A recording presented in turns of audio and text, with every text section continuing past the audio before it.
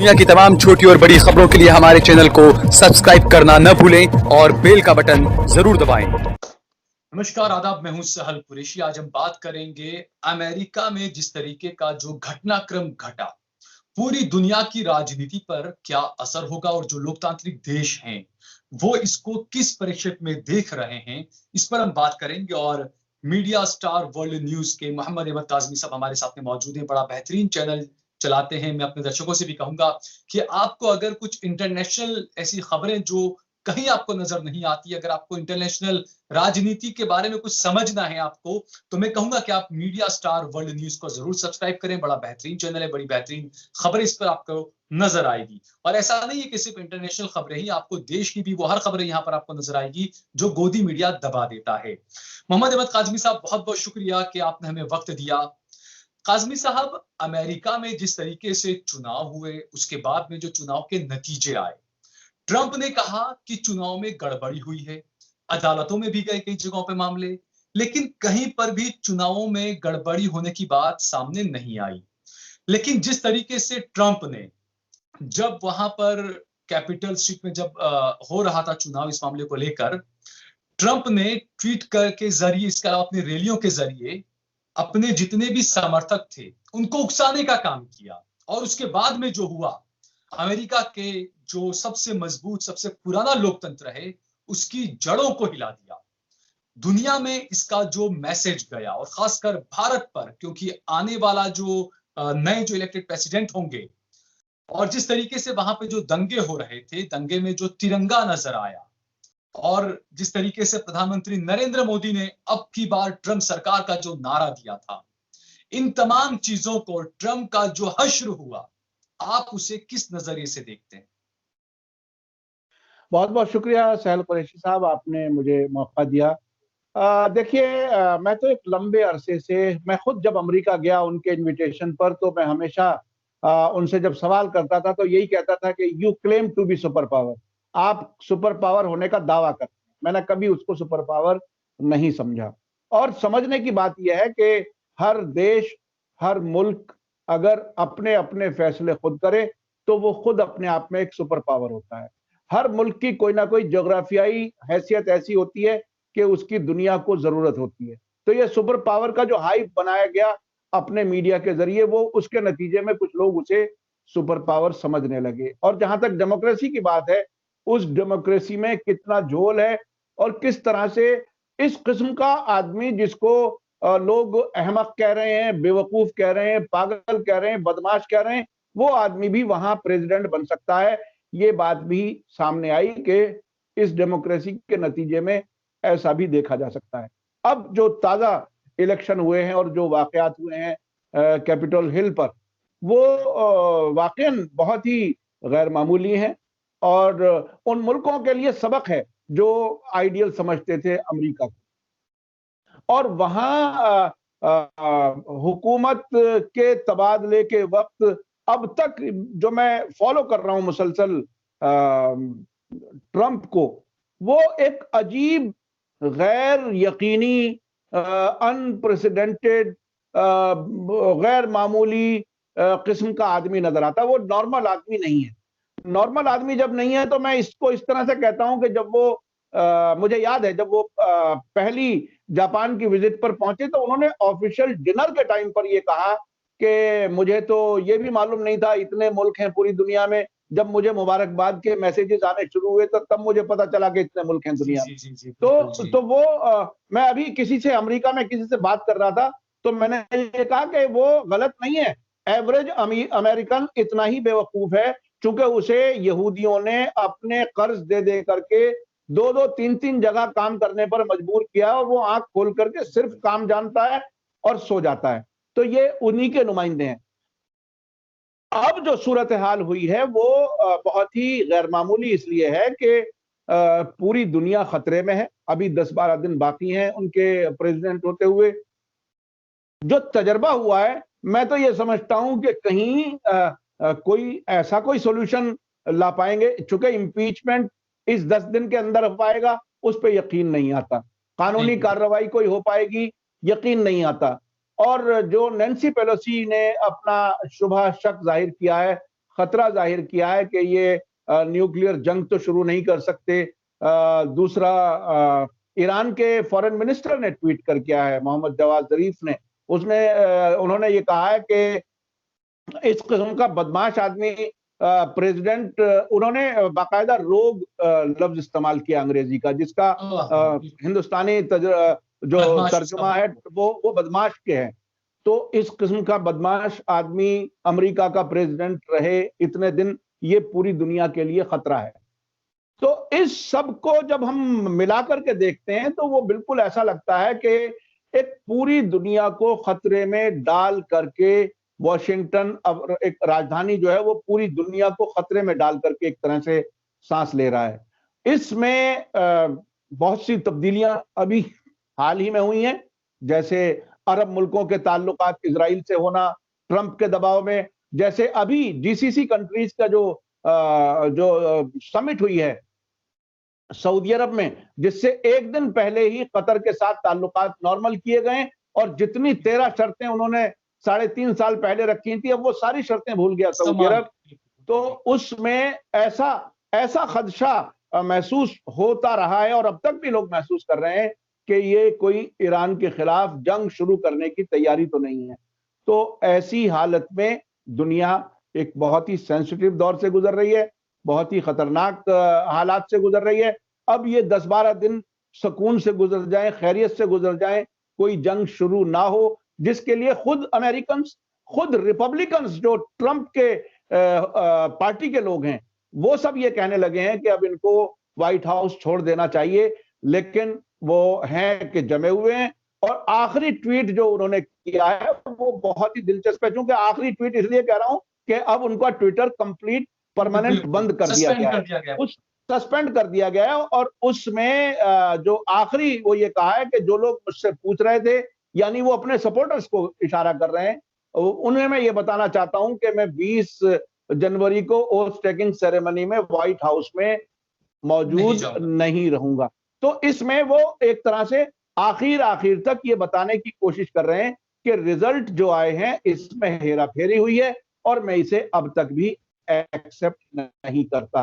ऐसी सूरत हाल में हम लोग एक तरह से जी रहे हैं। हालात बड़े अजीब हैं। जहां तक भारत का ताल्लुक है, जो बात आपने कही, डोनाल्ड ट्रंप को जिताने की कोशिश में हमारे प्रधानमंत्री नरेंद्र मोदी जी ने पूरी ताकत लगाई थी। मुझे याद है कि हजारों की तादाद में इंडिया से अमेरिका गए थे, बाकायदा आरएसएस की जो इंटरनेशनल जो उनकी शाख है, उसके लोग बहुत एक्टिव थे ह्यूस्टन में, जब अब की बार ट्रंप सरकार का नारा लगाया था। और उधर से भी वो नमस्ते ट्रंप के लिए कोरोना के शुरुआत में अहमदाबाद में आए थे। तो मोदी तो जो है बाकायदा लॉबिंग कर रहे थे ट्रंप के लिए, बाकायदा न सिर्फ लॉबिंग कर रहे थे, बल्कि इनकी जो केडर है, जो आरएसएस बीजेपी का केडर है, वो पूरी तरह से लगा हुआ था, पैसे से, हर तरह से। तो ये नजरियाती मेल खाता है असल में। जो एक्सट्रीम राइटिस्ट लोग हैं वो दुनिया में कहीं भी हों, वो एक दूसरे को सपोर्ट करते हैं, और ये भी उसी नजरिए के हैं। उन्होंने 6 मुस्लिम मुल्कों से आने वालों पर पाबंदी लगाई थी, मुझे याद है, बिल्कुल शुरू के दौर में जब वो प्रेसिडेंट बने थे। और उसके अलावा यहां भी जो कुछ हो रहा है वो सब हमारे सामने है। तो ये नजरियाती तौर पर एक दूसरे के नजदीक हैं। एक के हारने के बाद ऐसा लगता है कि दूसरे को कोई कमजोरी का एहसास जरूर हो रहा होगा, क्योंकि उन्हें वो बहुत ही पर्सनल दोस्त बताने तक से भी वो पीछे नहीं हटते। बिल्कुल बिल्कुल, बाकायदा उन्होंने तो जो है वो ट्रंप के प्रचार में देश को जो है वो कोरोना के अंदर पूरा झोंक दिया था। जो नमस्ते ट्रंप कार्यक्रम किया था गुजरात में फरवरी में, वो जो कार्यक्रम हुआ, उसके बाद में कोरोना इतना जबरदस्त तरीके से कोरोना बम फूटा था गुजरात में। लेकिन बदकिस्मती है कि हमारे यहाँ पर जो गोदी मीडिया है वो गुजरात की इस तरह की खबरों को बता नहीं सकता है, बताना नहीं चाहता है, क्योंकि मोदी गुजरात के हैं। तो ये जो सारी चीजें हुई, लेकिन काज़मी साहब जिस तरीके से लोकतंत्र की जड़ों को जो हिला दिया गया, कभी किसी अमेरिकन ने इस बात को सोचा नहीं था कि इस तरीके से वहां पर कैपिटल हिल पर लोग ऐसे पहुंच जाएंगे, इस तरीके से हंगामा करेंगे। दूसरा, जो अगले जो प्रेसिडेंट इलेक्टेड जो होंगे, अब जो बाइडेन जो आने वाले हैं, उनके रिश्ते और उनका जो नजरिया है उसको आप किस तरह से देखते हैं? जो मुस्लिम ममालिक हैं भारत है, उनके साथ में अमेरिका की अगली पॉलिसी क्या रह सकती है? क्या फायदे होंगे, क्या नुकसान होगा मुस्लिम ममालिक को? ये हम आपसे जानना चाहेंगे। देखिए, मुस्लिम ममालिक से मुताल्लिक जो पॉलिसी अमेरिका की होती है, उसका डायरेक्ट ताल्लुक होता है उनके इजराइल से रिश्तों पर। और बिल्कुल। इजराइल के साथ जो रिश्ता अमेरिका का है वो परमानेंट वाला है। वो कोई भी हुकूमत आती है, चाहे वो रिपब्लिकन्स की हो, डेमोक्रेट्स की हो, वो इजराइल को सपोर्ट करते हैं। इजराइल खुद बिल्कुल। अपने नाजायज बुनियादों पर खड़ा हुआ है। उसको सपोर्ट करने के लिए अमेरिका हमेशा इन ये दोनों पार्टियां करती हैं।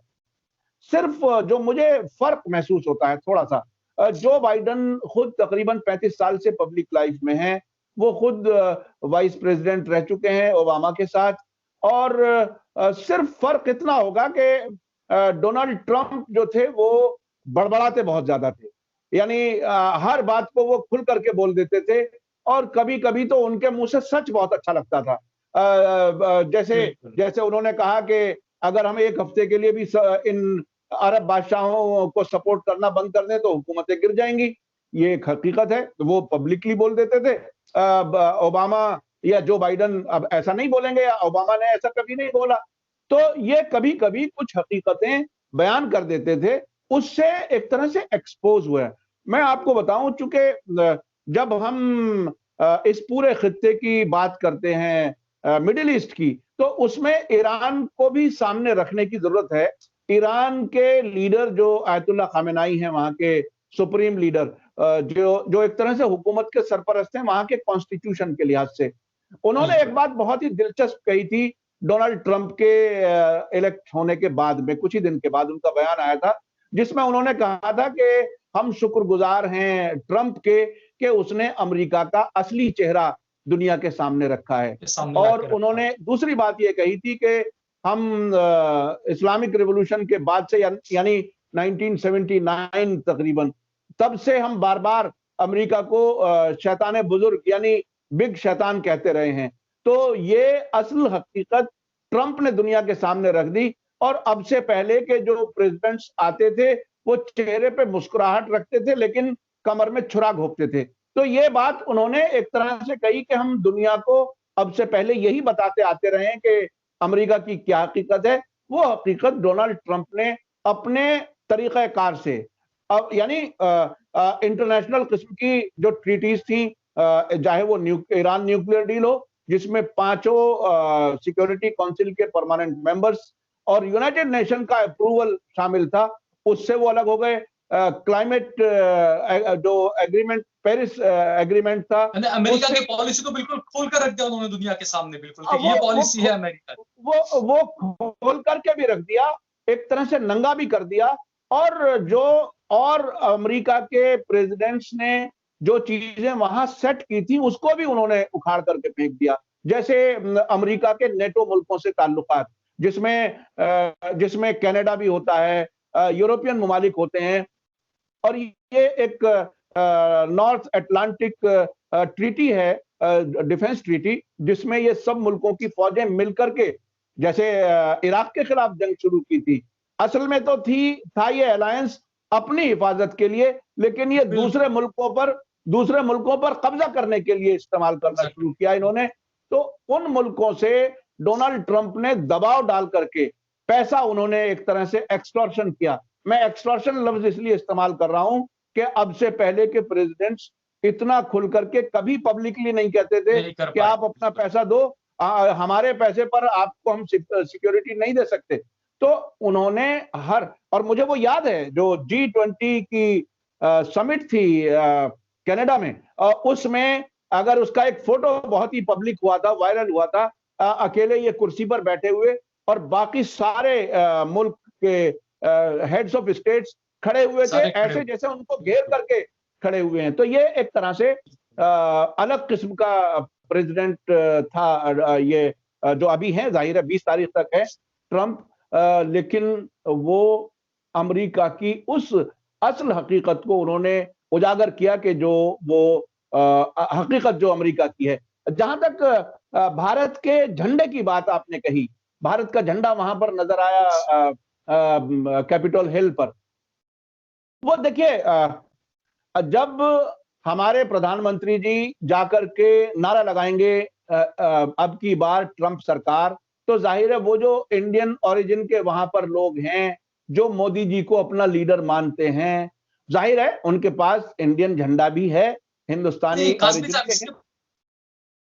इसमें कुछ बातें ये भी कही जाती है कि जो प्रधानमंत्री नरेंद्र मोदी ने जो समर्थन किया था ट्रंप का, उसके बारे में ये कहा जाता है कि हमारे जो विदेश मंत्री हैं भारत के, एस जयशंकर हैं, इसके अलावा जो हमारे एनएसए जो अजीत डोभाल हैं और प्रधानमंत्री नरेंद्र मोदी हैं, इन तीनों के बीच में बाकायदा एक मीटिंग हुई थी, एक बैठक हुई थी और उस बैठक में ये नतीजा निकाला गया कि ट्रंप जो है वो जीतने ही वाले हैं, इसलिए हमें उनके समर्थन में खड़े होना चाहिए। दूसरा ये भारत के, जिसे हम अंधभक्त बिरादरी कहते हैं, उन लोगों में ये मैसेज देने की कोशिश की गई कि भाई ट्रंप जैसे उसने पहला जो कार्यकाल जो जब जैसे ही वो वहां के प्रेसिडेंट बने, फौरन उन्होंने, जैसा आपने बताया कि 6 देशों के मुस्लिम देशों पर उन्होंने पाबंदी लगा दी कि आ नहीं सकते अमेरिका।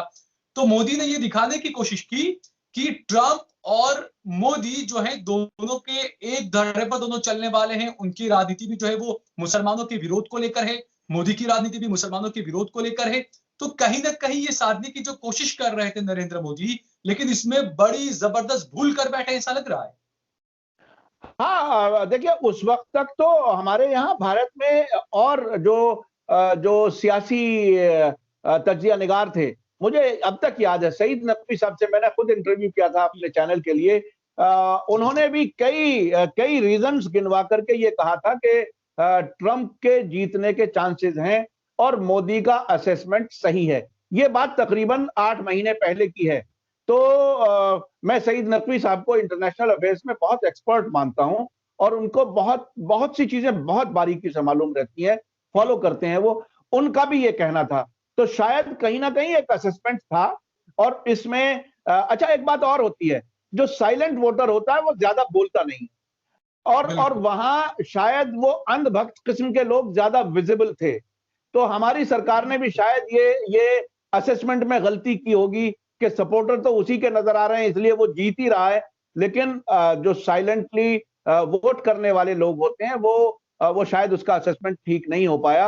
अच्छा, विजिबल की बात यह है कि आप घरों में 1000 लोग हों, सड़क पे 100 लोग एक साथ इकट्ठे होकर के निकल आए, वो जो 1000 लोग घर में हैं, अब हर इंडिविजुअल ये समझता है कि बहुत इसकी सपोर्ट है, जबकि 900 लोग तो घरों में बैठे हुए हैं।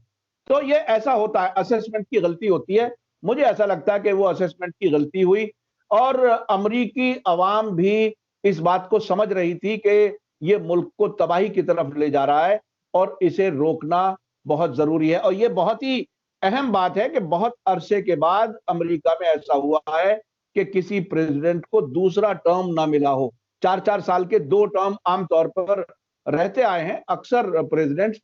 डोनाल्ड ट्रंप को दूसरा टर्म नहीं मिला, सिर्फ 4 साल में ही अमेरिका के लोग थक गए और उनको रिजेक्ट कर दिया। ठीक है काज़मी साहब, बहुत बहुत शुक्रिया आपका। बड़ी बारीकी से काफी चीजें आपने हमारे दर्शकों के सामने रखी, उनको ये समझने का मौका यहाँ पर इस कार्यक्रम से मिलेगा कि आखिरकार ट्रंप को लेकर जिस तरह का माहौल बना और आखिर में जो अगले इलेक्टेड जो प्रेसिडेंट होंगे उसके बाद में देश की राजनीति, आखिरकार दुनिया की राजनीति किस तरीके से होगी, खासकर मुस्लिम ममालिक की और भारत की जो है वो क्या नजरिया होगा, ये तमाम चीजें आपने हमारे दर्शकों के सामने रखी। बहुत बहुत शुक्रिया आपका। अगली बार फिर से आपके साथ में हम चाहेंगे कि आप हमारे साथ में इसी तरह जुड़ते रहें और हमारे जो दर्शक हैं उनको आप ज्यादा से ज्यादा चीजें इस तरह की इंटरनेशनल खबरों के बारे में रूबरू कराते रहें। बहुत बहुत शुक्रिया काज़मी साहब। आपका भी बहुत बहुत शुक्रिया मुझे मौका दिया। Thank you very much. आप देख रहे हैं देश लाइव, देश की आवाज।